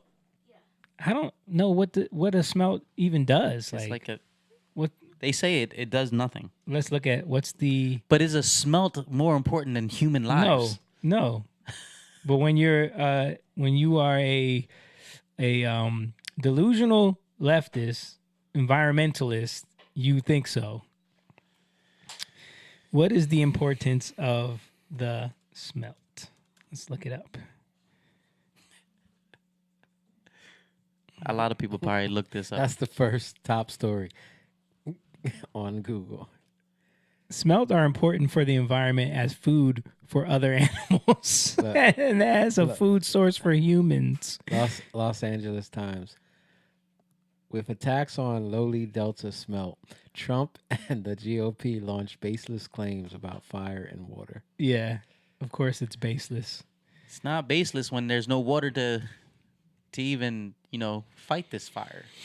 Yep. And my friend said something about the California fires and how she said, why can't they just use water? I said, there's no water. Yeah. All of the fire hydrants are empty. They never fill the reservoirs. This is why they didn't plan properly. They want to save this endangered fish. Yeah. The View. I keep on going back to The View. They're those ladies, man. I didn't even see what they said about it. What did they say? She was talking about if Mother Nature, if a fire just erupts in 19 acres, whatever she said, I'm, paraphrasing. Yeah. There's nothing you can do with water or not. Like, they don't have water to fight it. Yeah. To Who a are you chance. mimicking? That's Whoopi. That's my Whoopi. Yeah. That's my Whoopi. I thought so. I was just trying to, because when you did the rough voice, Yeah. so like that's gotta be That Whoopi. makes no sense. If you Make have no water, sense. you can fight the fires. Yeah. Or a chance to fight the fire. There was a guy, he had like this sprinkler system type thing where he could connect it to his house, and he sprayed his whole house. Yeah, and it sprayed like not just his house but his yard. And and if you saturate it ahead of time, the fire can't penetrate that. The fire couldn't get to his house. It went all around it. Right. So it works. They're more worried about feelings, Mhm. and that was a joke that I was making about your comment. About how Trump shouldn't be criticizing Newsom and the Democrats. He should be saying nice things, Right. Saying nice things and not doing nothing. That don't help the people that you need to bring light to the incompetency Yeah. of the government, because this keeps happening. Yeah. This just happened not too long ago where the fires destroyed a bunch of California. This keeps happening. And there might be another little plan in place. This clip from Newsom kind of went viral because of what he said here in the middle of the fires raging.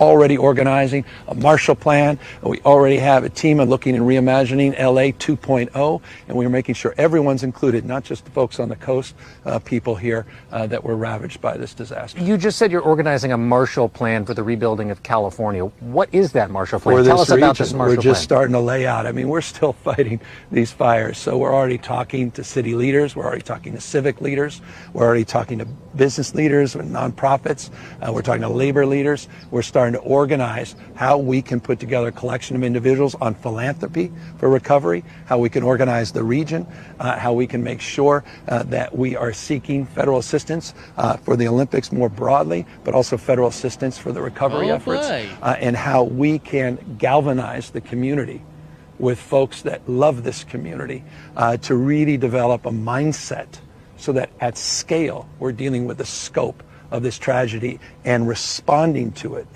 So LA 2.0. LA 2.0, Olympics. Yep. Kind of seems like, if you needed to build up something new and fresh and amazing, You gotta get you rid of gotta get rid of what's already the there. old. I don't know. So that conspiracy theory has been going around like crazy, of course. But yeah, let's move on from that. We'll go to, I think let's get to the Wes Huff on Joe Rogan. So the clips that you sent me, Jake. So we were talking about this. We've been talking about this for a while, ever since we brought up the Billy Carson thing and him debating Billy Carson and how, man, just monumental that was to see Billy's reaction and the way he tried to get that shut down. We talked about it on this podcast right away. And it's funny because we talked about how Billy was on Rogan, he was on Flagrant, he was on PBD, and they all gave him this platform and no one really challenged him. So this guy, who pretty much came out of nowhere because he didn't have a big following at the time, gets a chance, but he's very knowledgeable. He knows what he's talking about, a historian, he knows ancient literature, gets a chance to debate Billy, and he totally destroys him. And so now all of these platforms, PBD, Rogan, he's on everybody's podcast now. And I got to give Rogan credit for that, because he's like, I platformed Billy. And then he said when he interviewed Wes that he watched like 20 hours of his footage, of his videos to like get familiar with him or whatever. So, that shows you that he's a kind of guy that like, he wants to know. People don't give him credit for that, but like he does want to know. Yeah. If he might platform something that is ridiculous, but then he'll come back and find out the truth like he did. That's how I found out who Tim Pool was, because he platformed Jack Dorsey and let Jack Dorsey say a bunch of nonsense. The comments ripped him a new one. He listened to the fans. And he had to bring on the counter side and let them debate live on his own thing. So give him credit for that. But yeah, so he brought Wes Huff on. They had a 3-hour conversation. And there was a lot of, time in between where they talked about the aliens and blah, blah, blah. Joe Rogan did his Joe Rogan thing. But there was some great moments, especially the last 15 minutes. I was talking last 20 minutes were really good. I was talking to Eric at Soccer on Saturday, and he was asking me, oh, did you watch Wes Huff on Rogan? I said, I watched the whole thing. And he was like, yeah, I was hoping there was a point where, and I said, did you get to the last 15 minutes yet? And he was like, not yet. I'm right almost there. And I said, keep watching it, because that's where, you know, most of the stuff happens. Yeah.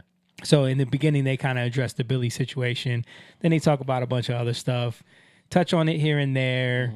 But then at the end, I don't know what you have here. Yeah, I just kind of got where he was explaining like the beginnings of Christianity into the Constantine thing, because that's like where a lot of people get. That's the talking point for a lot of the atheists and the people that say the Bible isn't just real. people who want to try to like, I don't want to have nothing to do with the Bible. It's fake. Constantine did it. Right. You know, the Bible was made up by Muslims, a pagan emperor. Yeah. All right. Question: how fast are they talking in these videos? Fast. Because I know But you not, like to not as speed fast up. as last week. Should I slow it down a little bit? No, I don't think so. Okay. It should be a good enough speed. Jews are monotheistic in that time as well, but there was this idea that your religion could be tied to your ethnicity, and that was okay. Like the Jews believe in one God, and that's weird, but they're Jews. Whereas the Christians start to convert people who are... Just so we know, he's talking about the mentality of Rome, the Roman Empire at that time, and how they saw the Christians. How they saw, Because he's basically saying the Jews were monotheistic, but the way he breaks it down is like, okay, well, that's their God for their area, right? Right. So and now he's saying the Christians were different, though. Mm-hmm. Of all different ethnic backgrounds. And so they're like, well, what the heck is going on here?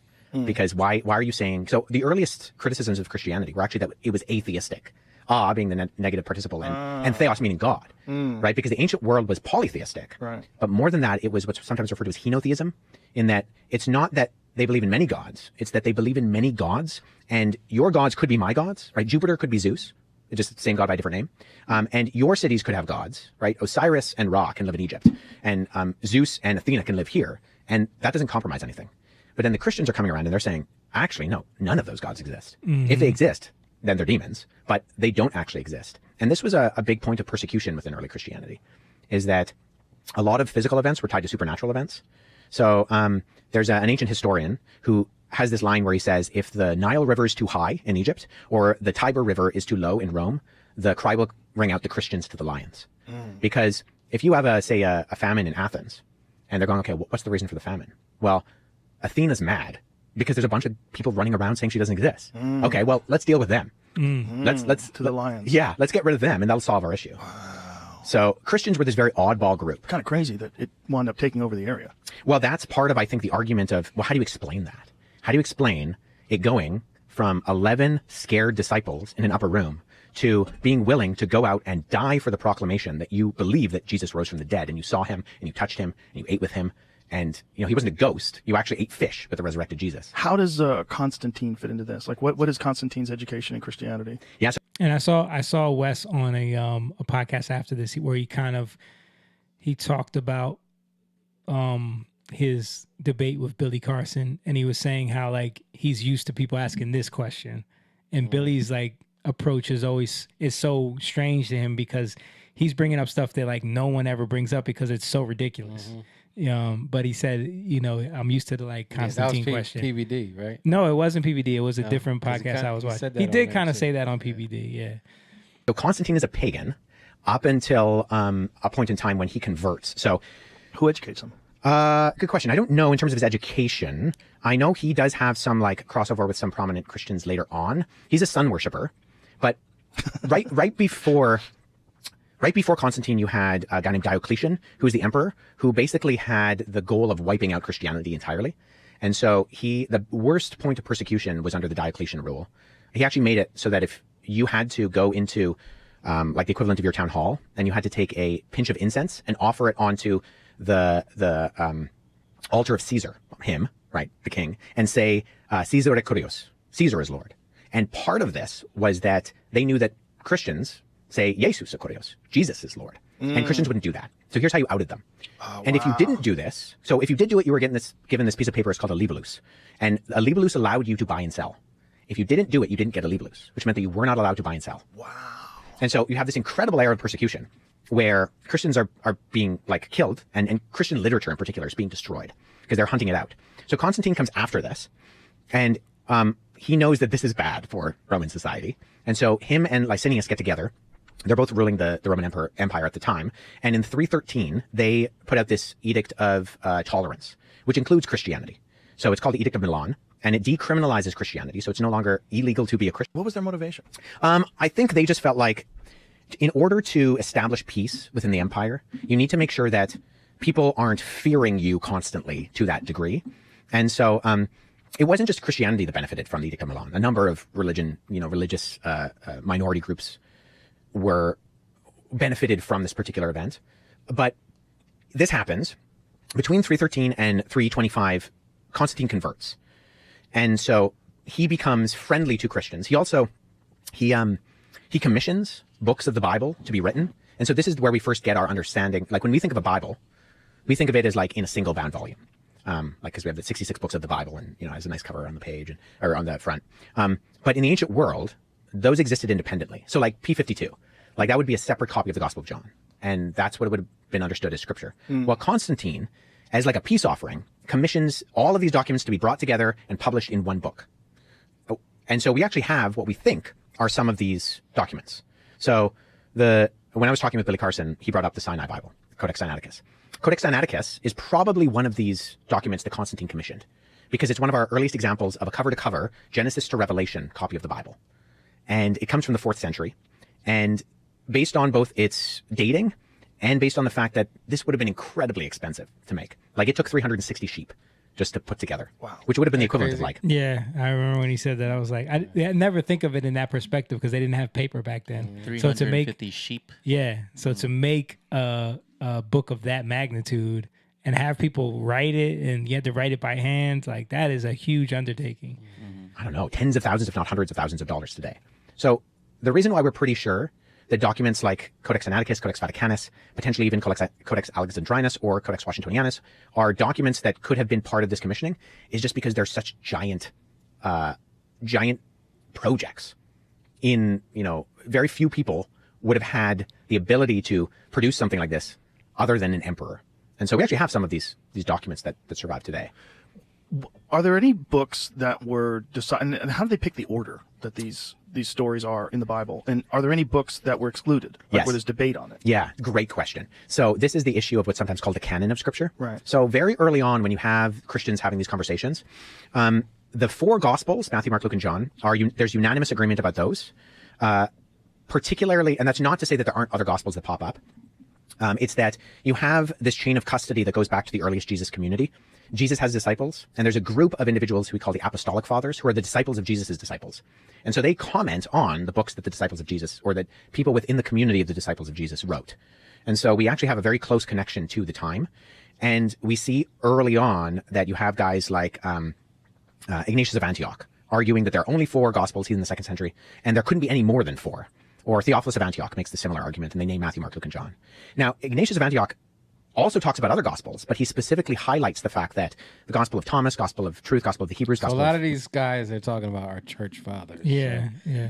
These are like guys who knew, like Ignatius knew some of the apostles, right? So just to see how close they were to. They were closely connected. Yeah. The only thing when he got onto this topic, I was wishing, because he only stuck to the New Testament. He didn't talk about the Old Testament at all, like what was left out of there. When there's other Bibles that have like the Book of Enoch or the Book of Jasher or these things that we were left out of the canonized Bible at the time, he didn't really address that. Yeah, well, the Book of Jasher, it's not really anything. There's nothing verifying that one. Like the one they have now is, there's nothing back in the day. He did talk about Isaiah. He did talk about Isaiah because the Dead Sea Scrolls, yeah, which is crazy. Yeah, I didn't hear him mentioning because the Ethiopian Bible has Enoch in it, right? Right. Yeah. He didn't mention that at all. Yeah, I mean, I think he was just talking about like the canon of the New Testament. Mm-hmm. The Old because the Old Testament is a little different in how it came together. Right. Like everything was still scrolls. Right. You know? Like it's Christians were the ones who were like he talked about it with the P52, which is the Gospel of John. Mm-hmm. What he talked about, where they wrote on both sides. Yeah. Of that, which didn't happen That back then. that never happened before that. So Yeah. they started. It was like an innovation, and I think they were just trying to get it to as many people as fast as they could. Right. You know what I'm saying? And preserve paper. You know what I mean? Yeah. Yeah. Because it's expensive. Right. All right. Let's keep going with this. You know, these ones that we kind of hear about, Mary, Judas, that the reason we know that they're not associated with the names that are attached to them is because they're being written in times when those people were dead. And they have these rings of pagan philosophy that are incorporated into them, which is completely foreign to first century Judaism. So Jesus would not have, so in the Gospel of James, Jesus is worshiping a goddess named Sophia. It's like, okay, well, no first century Jew is going to do that. That's obviously paganism. And so we have these early conversations. When Christians are thinking about, well, what is and isn't scripture, the earliest Christians are Jews who believe in Jesus as the Messiah. And the Jews had this idea that the promises of God are followed up by the writings, the documents that establish those. So the word is often used as covenant, right? God makes a covenant with people, and that's always followed up by written text. So this is why sometimes, well, in the case of Moses, it's literally inscribed on a tablet, right? And in the prophets, sometimes you get this command, write this on a scroll, inscribe this on a tablet. And that the Jewish scriptures in Jesus' day were seen as a story in search of a conclusion, because they were looking for this figure, this Mashiach, the Messiah, who would come and fulfill things like the reign of David. So they're talking about these things. They're actually expecting them to happen. And so the story in search of a conclusion in the Christian understanding is that Jesus is that individual. He comes and he does things like he says at the Last Supper right before his crucifixion, that he's establishing a new covenant in his blood. And so the earliest Christians, mostly who are Jews, who believe in Jesus as the Messiah, they see, okay, there's a new covenant, which is actually promised in Jeremiah 31:31, when God says that he's going to make a new covenant and inscribe the law in people's hearts. That covenant has come. Okay, the promises have come. So the earliest Christians very organically say, okay, where's the writing? Because we expect this to happen. Promises are followed up by writings. And so they start to have these conversations of what are the writings and where can we find them? And so very early on, because the New Testament has 27 books in it, very early on, 24 of the 27 are unanimously accepted. So by the time you get to the middle of the 2nd century, we have lists in documents like there's a document called the Muratorium Fragment, which there's debate on its dating, but it's probably like mid to late 2nd century. And it includes 24 of the 27. And it gives reasoning why. Now, the other books that are in our New Testament that aren't in that 24 are ones that were discussed because the earliest Christians were trying to figure out, okay, can we tie this to either an apostle or someone who knew an apostle? Because we have a lot of books flying around with the names of John and Peter on them. So you have the Acts of Peter, and you have the Revelation of Peter, and you have the Gospels of Peter, and so how do we do our due diligence to try to tie this back? So there's 2 letters of Peter, 1st and 2nd Peter in the New Testament. And the early Christians are like, we got to make sure we can tie these to Peter. Or the book of Jude and the book of James, which are ascribed to the brothers of Jesus. They were like, can we really say that those are written by those people? And so there are some books that the dust kind of takes time to settle on within the whole 27 canon, because these groups are debating and discussing, well, why do we have these ones and not other ones? Right. And so there are various canon lists that come up throughout the ancient world where some people are hypothesizing, well, maybe, this book is part of it, or maybe this book is part of it. But it's this ongoing conversation of people. And by basically the end of the 2nd century, we have more or less unanimous agreement of the 27 books being those that encapsulate scripture that can be tied to either someone who knew Jesus or someone who knew Jesus. Guys, it's funny that like he brought up 2 Peter and Jude, and those are both of the books that kind of reference the book of Enoch. Mm-hmm. And he brought up Isaiah and the Dead Sea Scrolls, but Enoch was also found in there as well. So it's just funny that he doesn't really mention that. But I did hear him on another podcast talking about how he did a deep dive into Enoch. Well, I got to go check that out one day to see what his take on that is. Yeah, I mean, I think they think Enoch is like I would say like pre-Jesus, like 2nd century BCE. Right. So because you don't really. It's probably not Enoch, Right. You know what I mean? But it's someone like imagining Enoch. Yeah, you don't really have like. You don't have. I don't think there's enough evidence to say like this goes back, because you only have it from the Qumran, and then you have it in the Ethiopian. But they could have got it from. Like Enoch people were reading Enoch at that time, obviously, because it's in Greek and they talk about it in Peter, in 2 Peter and Jude, right? You know, so, but there is value to it, you know, there's definitely value to it. I think the beginning of first Enoch, because there's like 1, 2, 3, yeah. But the beginning of first Enoch is probably the most valuable part, Like later on, and it gets a little weird. You know what I mean? But I think, like the story of the Watchers, and even that, like you don't even know, because I think I might be wrong, but even in the Qumran, I don't think that that end is even there. I think that's from the Ethiopian. So even that might be a little weird. You know what I mean? So there's some. That's why it's like it's iffy. Yeah, certain things are a little iffy. But yeah, you should watch that. I think I watched it, and he does go deeper into Enoch. Okay. Yeah, so it's cool. But I like the thing like where he talked about Isaiah, and to me that's crazy, because if you think about Isaiah, like that's one of the biggest prophet books. It is the biggest prophet book, right? Yeah, 60 something chapters. Yeah, you know, it's the biggest, and for it to be like he says word for word, it's not really word for word. Yeah, there's variants, but you got to think like the Masoretic texts have vowels. The old Hebrew doesn't have vowels, right? So and the vowels are like, I don't. To explain Hebrew, like it would be too much. The vowels are not like, they're just like dots and stuff. Right. They're accents. It's not like it changes the actual letters. You know, the letters are there. Yeah, and I saw people like trying to break down how he was lying and misleading people because in the Qumran, the Isaiah, there's 2,000 differences between. He said it was word for word, but it's 2,000 different differences between that and the book of Isaiah in the Bible. But when you broke down what those differences were, it was like little differences in spelling, or it was like missing and missing.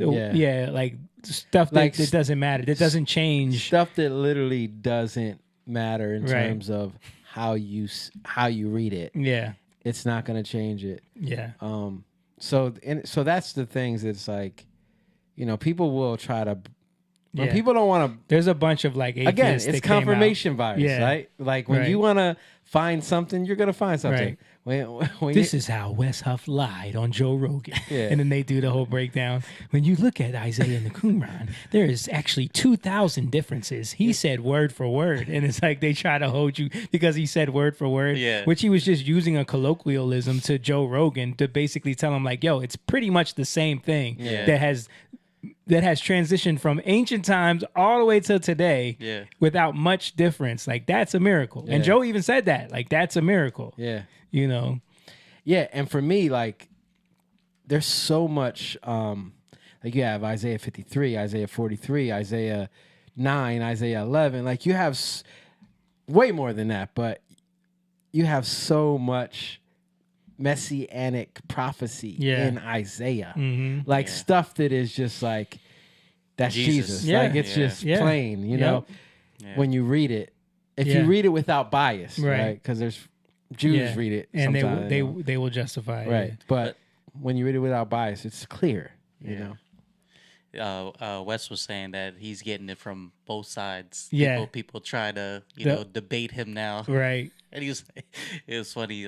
He was saying that I have a regular job. This is not what I do. Yeah. And there's other apologists that think he didn't go far enough or he didn't do a good job. You know, it's like it's that part of the culture is annoying. First of all, is very annoying. Nobody's perfect. Yeah. We're all humans. Yeah. Right? We're not gonna like, you know how many times I say stuff and I'm like, I've messed that up. Yep. You know, mid sentence I'm like, wait. You know what I mean? It does, like, you're gonna make mistakes, But the thing is, like, for me, I see this. We're seeing how things are becoming more accessible to people. Yeah. And that's what I care about. I want so that people don't have to like. First, how many lies? Again, the lies about Constantine. Yeah. Like how much you hear that over and over. Yeah. And when you have things like people like him who make these things, these historical accuracies about the Bible, about you make it so much more available. Yeah. It's easier. I mean, the fact that he's able to sit down with Joe Rogan Yeah. and give him Christian history and knowledge. Yes. And he's sitting there receiving it, wanting to learn. Like that, I would have never That's thought amazing. I would see that. Yeah. And I like it because Wes Huff, it's like he don't even want that fame. Yeah. He just wants. I can see that he just loves Christ, Yeah. and he wants to share, his knowledge of what he knows Right. to the world. It's like, Yeah, he actually made a video on his page, like a little short, where he kind of tongue in cheek reacted to all of his mistakes. Did you see that? Yeah. Because he said 400 people witnessed Jesus after, and he was like, I don't know why I said that. It was 500. When he said it, I'm like, yeah. I was like, hold up, let me go back and read that for myself because I Yeah. swore it was 500. Yeah. but you make little mistakes like that. But the point is, like, this stuff is when stuff like this happens. Then when you have other religions or other things trying to bring in these little lies, it's not going to work. Right. So we talked about this earlier, like the same thing. When you say like that news guy, misinformation, when you're saying these things that worked on people before, it doesn't work anymore. And that's the point, man. Do you care about, like, do we care as believers? Do we care about proving ourselves as Christians, or do we want to know the truth? Yeah. I want to know the truth. Right. I don't care about that. I want to know the truth. If I'm wrong, I'm wrong. I don't care. I want to know the truth. Yeah. So when you find out you're wrong, cool. But that doesn't mean that now everything just falls apart. Right. No. Like we were talking about the variants in the Bible. Like it does not, at church, it does not change the message of God. Right. That was never a claim that was made. But when people will hold you to standards that the Bible doesn't hold you to, and we shouldn't hold ourselves to, but when we don't know any better, we hold ourselves to these standards that they're trying to hold us to. Right. Yeah. And then you feel like you got to defend yourself. And they're actually fighting a straw man. Like, it's not real. Right. But you don't know that. Yep. So the more we know, the more we can understand. And then we can explain it to people, not in a like, I got you way, but actually a loving way. Like he did with Billy. Yeah. All right, let's keep going with this. We're friends with, right? Like the Jordan Petersons and the Douglas Murrays of the world, or, the Tom Hollands, not the Spider-Man actor, the historian, who talk about this stuff.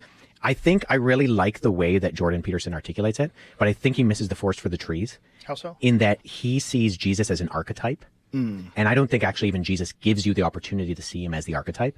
Because I have this love-hate relationship with all of Peterson's stuff, because he seems to get so much right where he walks up to the line, but he doesn't want to cross over. And is the crossover, you think, connected to a life in academia? Or No. What do you think it is? I wonder, and I'd love to talk to him about this, like how do you remedy this issue that, because he seems to think that the concept of Jesus as an example is more important than the actual flesh and blood. Yeah. People don't know what an archetype is. I just wanted to give an actual definition. A perfect or typical specimen, an original model or pattern, a prototype. That's basically what it is. Basically an example. Yeah. Yeah. And arche in the Greek is always connected to what's first, the first thing. So. Okay. Archangel. Yeah. First century itinerant Jewish preacher who was crucified and rose from the dead physically, which is the claim of the Gospels and the rest of the New Testament. That's an example for us to look on and live by. But I actually think that Jesus condemns moralism. And ultimately what I see Peterson doing is looking at Jesus as a moral example. And if Jesus is nothing but a moral example, then you can save yourself and you don't actually need a savior. And so I think actually Jesus would have critiqued that because Jesus was very against moralism. And how do you define Jesus being against moralism? Like, what do you mean by that exactly? Well, Jesus looks at the religiosity of his day with like particular groups like the Pharisees and the Sadducees, who are these other groups of Jews during his day. So we talked about the Essenes, actually aren't mentioned in the Bible, but there are other groups like the Pharisees, who are like lay scholars, and the Sadducees, who are professional priest scholars. And he's constantly critiquing the fact that they have this hypocritical religiosity to them, where they're doing things like tithing their mint leaves, like to make sure that they get all of, this is where we get the idea of the letter of the law versus the intention of the law. Like Jesus critiques them for that because he says, you're trying to do everything right and you're missing the point. So one of the things he says is like, if your donkey falls in a ravine on the Sabbath, do you pull it out? I thought that was a sheep. Like, what's the point of the Sabbath? Is it to not do any? That story, wasn't it? If your sheep falls into a regime? No, I think you're right. I think he's right. Is he right? I thought it was like sheep. Work. Like, is it to make sure that you're not working too hard because you might be breaking the Sabbath? Or like, what is the point? He says, like, the Sabbath was made for man, not man for the Sabbath. And that there's this intention. This is the whole Sermon on the Mount. Matthew chapter 5 is he keeps saying, you have heard it said, but I say, and he refers to the Mosaic law. And it looks like he's critiquing the Mosaic law, but he's not actually. He's getting back to the intention of the law. So when he says, you know, you have heard it said, do not commit murder. But I say to you, anybody who harbors a hate for their brother in their heart has already committed murder. And what he's getting to is like, what's the intention? What's the meaning of the law that God puts? This is something we always talk about, right? Like, yeah. What is the essence of it? What is the intention? That's what the Spirit gives us. Right. You know, the law doesn't save you. Following the law doesn't save you. It's the intention. Yeah. That's why Jesus said, you know, you didn't commit murder, but if you even have hate in your heart towards your brother, you are a murderer. Oh, you didn't commit adultery. If you even look at a woman with lust in your eyes, then you have committed adultery, because it's like you think you're good. Yeah, yeah. But you're missing the intent. We're not able to judge. We're not able to judge properly without Jesus. We can judge properly, but not without him. Right. That's why we're not able to do anything in righteousness without him. Yeah. You know? Gives to you. Because the law is like a mirror. It shows you how dirty you are. But his critique is he's like, you guys are trying to clean yourself with a mirror. That's stupid. It's just if anything, it's gonna make you more messy. Like, get in the shower. The law is not what cleans you. The law is what reveals that you're dirty. And so in that sense, I think, you know, if Jesus is a moral example, it actually misses what I think Jesus actually said about what his purpose was, in that you can't do enough to actually live up to the standard that God holds you to. And so if you keep striving, you're actually going to wear yourself out and be exhausted. Like atheists. I didn't say you did, Joe. A lot of them go crazy. They go crazy when they get older. Christians were accused of being atheists, A being the next. This is him on PVD. Yeah. Okay. Participle, and then theophany of God because they denied that the gods existed, and antisocial it's because a little they wouldn't different participate in the goings-on within society that were inherently religious. And so it's in this context that Christianity, grassroots, from the bottom up, eventually goes from 11 scared disciples hiding in an upper room when Jesus is crucified to fundamentally taking over the Roman world within, you know, half a century, half a millennium. And it's because of the faithful witness of the Christians who were being persecuted, and yet were still proclaiming Jesus as Lord, and were fundamentally speaking into the society that they lived in with a message that overturned the norms, because it gave people purpose. And ultimately it gave them truth. That the idea of God stepping out of eternity changes the paradigm. I mentioned Glenn Scribner. He has this really good illustration where he talks about all worldviews are some version of survival of the fittest. I'm paraphrasing him here, but what he says is all worldviews are some version of survival of the fittest, in that you need to do right, you need to think right, or you need to feel right. And Christianity is different in that the fittest steps down and sacrifices himself for the survival of the weakest. And that message, you know, we're just over the Christmas season, right?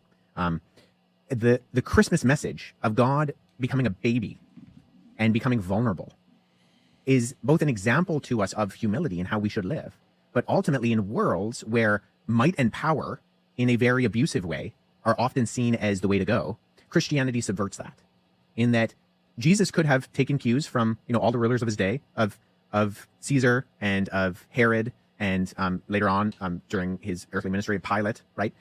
He doesn't do that. He comes down, he humbles himself, he lives a life of a servant, and he gets murdered. and that changes the narrative. And then he rises from the dead. I saw this right after I had conversations with my kids, and I was talking to them. I always have talks with them on the way to me driving them to school, and there was some stuff with my son because he kind of challenges me more. Okay, Talk about Luke Jakey, he challenges me more than the rest. But so I was explaining to them because they all do it, and I was explaining to them that, and it's exactly what he was saying, like. When you only care about yourself and you're becoming selfish, you're actually in fear and you don't trust nobody but you because you think I'm not going to do what I need to do, and you got to keep continually coming to me. Oh, look, this one did this to me. That one did that to me. Or I need this. I want this. Can I have this? Can I have that? Like, instead of, because he asked me for something and I just ignored him for a while. I'm like, but you're not answering me because stop talking to me for a while. I'm doing something. And just come, keep coming back. So I'm like, no. Then it's like, just no. And go to bed. And, But my point is that our nature is to get for ourselves. And think about that. What's at the root of that? It's fear, right? Because our perception only causes us to focus on us. And you know where that comes from. Then it comes from the devil. Right. Or it comes from, it's unclean, it's corrupt, right? So if you're always in perpetual death, then you're always going to be trying to survive. Right. When you're always being chased after, intimidated, right? Chased after, you're always looking for a way to survive. And for that to stop, you need life, right? You need to come into a place where you have life, and then you don't have to survive anymore. Now, and the commandment of love others, and that's what I was telling them. Loving others forces you to take account for something that's greater than your own perspective from your own self. Right. And there's something that so many people say today is, well, you can't come against my own lived experience. And that's just such a perversion of love, right? But to bring it back to you and to bring it into selfishness. And he's saying the opposite is that everybody's trying to survive in every religion, right? But with God, you lay down your life. Right. It's the opposite. It's the opposite. You don't have to survive anymore, right? And that's beautiful. Yeah, man. Yeah. And you see the growth of Christianity, and let's do a contrast between Christianity and then Islam later on. Christianity's growth came through love. What's the purpose for us as human beings? What did God create us for? What did he create us for? Yeah.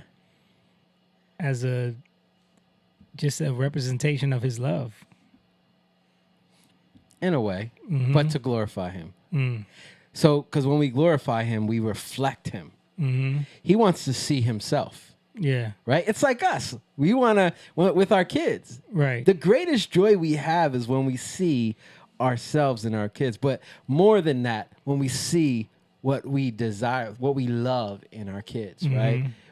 And when those things are lined up with Christ, that's what we love. When we see our kids acting in that way, that gives us the greatest joy. And that's what God wants for us. He wants us to glorify him, right? So when we love others, that brings glory to him. Yeah. You get what I'm saying? Yeah. So glory, even Jesus said it, like how he glorified the Father, right? When he was on earth. And in that glory, we glorify God, right? Well, my point is that if you are focused on yourself, then it's always going to be about what you've experienced, right? But and that's my truth. My truth. And so then think about it. Everybody you can experience the same thing, but you perceive it differently. Mm-hmm. So there's perception and there's reasoning. Perception is spiritual. Reasoning is logos. That's the word, right? So perception, reasoning. Perception, your perception gives you your reason, your reasoning. Right. Right? So if we don't get the right perception, we're going to have bad reasoning. And that's what happens over and over again. So we create this reasoning to cause us to survive. Mm-hmm. But when we seek after the truth and God commands us love one another, our reasoning all of a sudden changes because we're acting out of a different spirit. Mm-hmm. It's not about us anymore. But we're fighting against our old nature that wants to make it about us, right? So even in loving people, it's like, yeah, but I try to love them, but they did this to me. And then we have that conflict again. Yeah. So you learn how to love people, right? And in that, we grow in the love of God, and then you see how things shift, right? So these Christians, they turned a whole region like on its head. Mm-hmm. Right? Because you think about it, Christianity was all the way down to Ethiopia, right? All the way into Asia, all the way into Asia, all the way up into all Europe, right? Yeah. But later on you had, and he did it through love, right? But then you have Islam, and Islam grew through war. Mm-hmm. Islam grew through oppression, right? Totally different thing, right? And it's the opposite of this is how you do it, and you're going to abide by how we say you're supposed to do it. Or that's not how God says, their God says you're supposed to do it. Mm-hmm. So then that becomes, now you have that's moralism again. Right. You go right back to it, right? Mm-hmm. And that's the problem with it, because what does that make you again? It makes you selfish. Because you're always looking at yourself, seeing how you're doing the thing that you think you're supposed to be doing. Yeah. Which it's a mirror, right? Mm-hmm. The actual law is a mirror to show us we can't do it. Right. So that's why when we live in religion or legalism, that's why you have people hiding, because they're seeing themselves and they don't like what they look like, right? They don't like what they look like, and then they're hiding themselves because they don't like what they look like. Right. And they don't know how to give that up. So it gets worse and worse and worse. And then in churches, you have people molesting kids. Mm-hmm. And you have all this abuse going on and things going on, and pastors sleeping with this one and that one. You have all kinds of crazy stuff happening. You're like, how did we get here? Yeah. Or you have what's going on in England right now with all this, you know what I'm talking about, right? Yeah. I was going to talk about that if we had time, but it's getting late now. But yeah. But what's going on? Well, we talked about it a little bit last week, where they are finding out about these groomer gangs and all of this stuff happening with the Muslims there. Muslim gangs. Yeah, and they're raping young women. And, here, I'll just pull this up real quick. So these are images of gangs from Oxford, Newcastle, Manchester, and Calderdale. These are the gangs here. I mean, you can kind of see what they have in common there. And it's turned into a huge story. Here is Tommy Robinson kind of breaking down what's been going on. Already should have been a revolution in this country over the rape and prostitution, torture and murder of our daughters in every town and city. Not just the fact that the Islamic gangs done it, the fact that they knew about it. They covered it up. The police forces knew about it. They all let it happen. And they say it out loud. They let a generation of our daughters be kidnapped and raped, and they did not care. We are seen by them as cattle, yeah? And they do not fear us. And when we fear them, that's tyranny.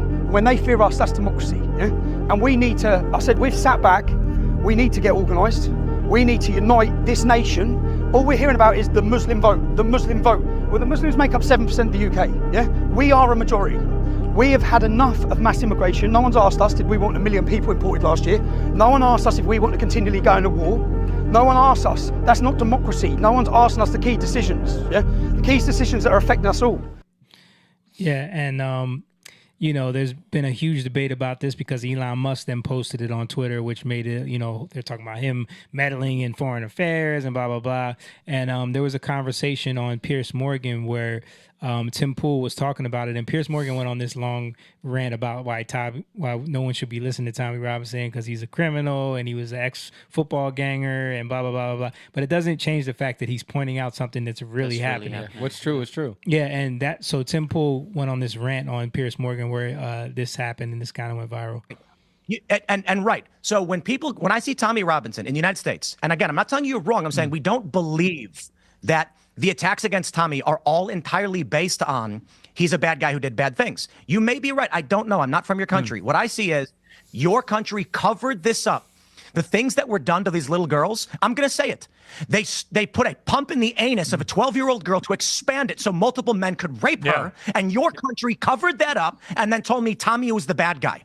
And so I'm just like, look, man, I don't know. But when I heard that, I said the U.S. should be sanctioning the U.K. or doing whatever they can to remove all of those from power. I think they deserve prison for covering this up. The police officers, I think if you don't mind me saying, you're conflicting. Yeah, so, you know, that's the type of, when you look at the report, it is disgusting what was happening. Disgusting. Like the things that these people were doing.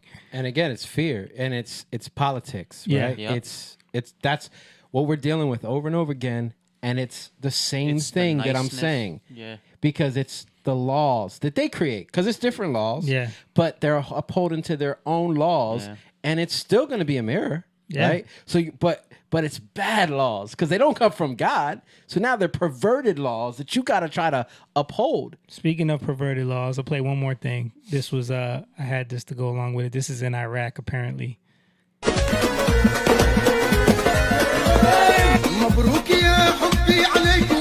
is a wedding. This is a wedding. That's a little girl.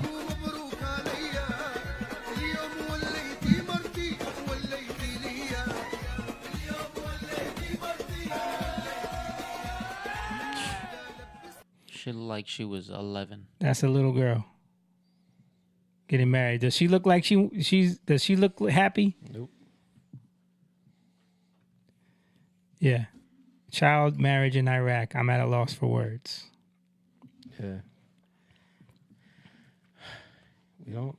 And you see what's they happening. Not like us. They not like us. You see what's happening in UK. Yeah. Right? But why? They are like us at core, but you're not when you have something that you hold to. Yeah. That is perverting. And it's not just happening in the UK. This is going on in Denmark. This is going on in Germany. This is going on in Sweden. Yeah. This is going on all over Europe. And it'll go on here too if we continue in the politics that we're associating ourselves with. Right. All right. I wanted to show Mel Gibson talk about the Shroud of Turin, but we'll get to that another day just because I got to get, it's getting late. She's shaking. I think it's getting later for me then. But no, we appreciate you guys. Thank you guys for watching. It's been a good episode. Make sure you guys. Oh, shout out to Eric. He's in the building. Mom said it's a donkey. Okay, Mom. Okay. Emma said greetings, guys. Technically, it was an ox or a donkey. Oh, okay. Yeah. Shout out to Eric, and make sure you guys hit the like button again if you're watching for the first time and you're just in here and you didn't hit that like button. Hit the like button, share this video so people can tune in on this conversation. Also, if you're on YouTube, make sure you hit that notification bell and subscribe to the channel. But yeah, if you want to support what we do, head on over to our Patreon, patreon.com/youngliontv, and become a member over there. Sign up, support the pride of the young lions, support what we do so we can grow this community and get this culture shifting podcast out to the masses. Don't forget, merch is available on our website, and we have the show coming up on January 25th, which is a couple Saturdays from now, and we're going to be releasing our new album, The Art of Breaking Through Shadows, which will be there that night. We'll be doing giveaways with the vinyl. Don't forget about all of that. And yeah, man, we appreciate you guys. We love you guys. Tap in with us next week on Tuesday when we do this again live. When we'll see y'all then. Peace. Young lion, go live, yeah. Young lion, you rich, yeah. This kingdom has room, yeah. Go and fight people in, ooh.